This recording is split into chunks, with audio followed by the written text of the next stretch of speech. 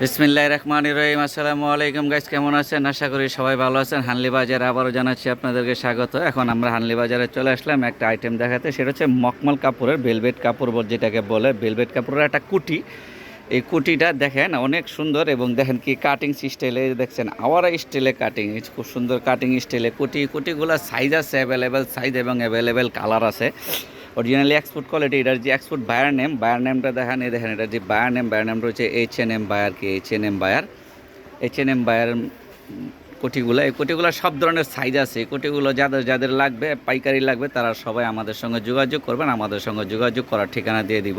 এটা আরও সুন্দর কালার, দেখছেন কি সুন্দর মোম পালিশের মতন, মানে মখমল কাপড় কেউ বলে, ভেলভেট কাপড়, এক একজন এক একটা কাপড় বলে।